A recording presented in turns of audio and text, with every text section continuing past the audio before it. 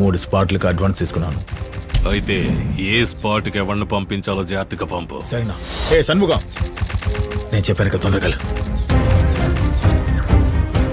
Minister murder రా, జాగ్రత్తగా ఉండాలి. అన్న ఉస్మానియా స్టూడెంట్స్ వచ్చారా? వాడి ఎమ్మెల్యే కొడుకు, వాడి మంత్రి కొడుకు. ఈ అమ్మాయి నమస్తే సార్. అప్పుడే పాలిటిక్స్ లోకి ఎంటర్ అయ్యేవా? దూరా బలూన్ అమ్ముకునేవాడు ఏంటి ఇటొచ్చా? కర్ణా అన్నం చూడాలి. ఆ బిల్డింగ్ నువ్వే చూసుకోవాలన్నా.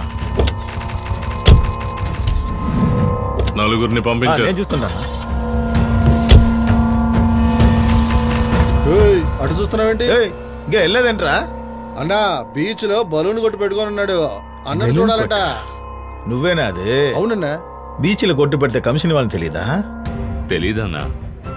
తెలియకపోతే తెలుసుకోవాలి. ఏ ఊరు మీది? అనంతపూర్. అనంతపురమా? ఆనంద్ రెడ్డి తెలుసా నీకు? తెలుసని చెప్పుంటే ఈయన ఎక్కడే వేసేసేవాడిని. అదేనా 2 సంవత్సరాల క్రితం బస్ స్టాండ్ లో వేసాం కదా.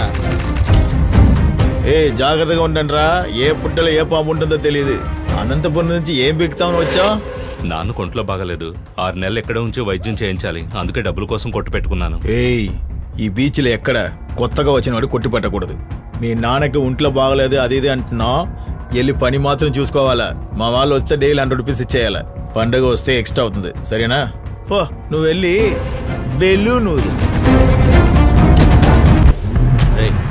జరగబోయే బై ఎలక్షన్స్ లో మినిస్టర్ కూతురు విజయ్, ఎమ్మెల్యే కొడుకు ఫణి నుంచుంటున్నారు.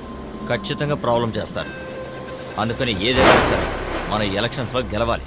బెదిరించి వాపస్ తీసుకోమంటారు, అలా చేయకూడదు. ఎలక్షన్స్ పూర్తయ్యే వరకు ఎవరు ఒంటరిగా ఎక్కడికి వెళ్ళరు.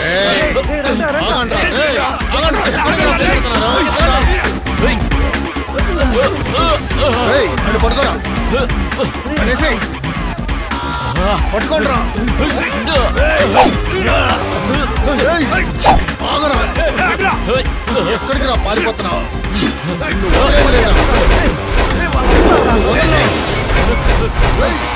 Sir, police station. అవును, పోలీస్ స్టేషన్. నేను ఆర్కే బీచ్ నుంచి మాట్లాడుతున్నాను. 4 కుర్రాళ్ళని రౌడీలు కత్తుల కటార్లతో తరుగుతున్నారు. మీరు వెంటనే రండి సార్. ఎవరు మాట్లాడేది? నేను బీచ్ లో బలూన్లు షూట్ చేసి కొట్టు పెట్టుకున్నాను. బెలూన్లు బాగా అమ్ముకో.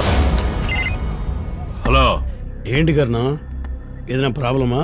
ఏంటి మ్యాటర్? మా పోలీస్ స్టేషన్ నీ కంట్రోల్లో ఉంది, బీచ్ మాత్రం నీ కంట్రోల్లో లేదా? ఇప్పుడు ఏమైందని ఏం మాట్లాడుతున్నా? అంటే ఏం లేదు, కాలేజ్ స్టూడెంట్స్ని మన వాళ్ళు నరికేందుకు వెళ్తున్నప్పుడు చూసినట్టుగా మా స్టేషన్కి ఫోన్ వచ్చింది. విషయం బయటికి పొక్కిందంటే సమస్య పెద్దదవుతుంది కదా, కొంచెం జాగ్రత్తగా ఉండు కర్ణా. అంటే దూరం నుంచి చూసినట్టుగా బీచ్లో బెలూన్ అమ్మేవాడు ఫోన్ చేసి చెప్పాడు. ఏంటి బలూన్ కొట్టాడా? ఎవరన్నా వాళ్ళు? ఎందుకు మోకాళ్ళ మీద కూర్చున్నారు? పోలీసులకు ఫోన్ చేశారట. మా తమ్ముడు విచారణ చేస్తున్నాడు.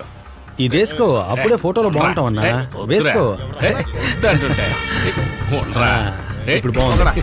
ఏ కెమెరా రెడీయా? ఫోటో తీసుకున్నా. అది తీరా, సరిగా తీరా, ఇక్కడ తీరా. అది పోలీస్ స్టేషన్ దగ్గర, రైల్వే స్టేషన్ దగ్గర కట్అవుట్లు ఎట్టండి రా. మంచిదే. ఏంట్రా ఎంత అడిగినా చెప్పనంటున్నారా? ఎవరా ఫోన్ చేసింది? నువ్వేనా? చెప్పు అడుగుతున్నాడు కదా, చెప్పు. నేనే చెప్పాను.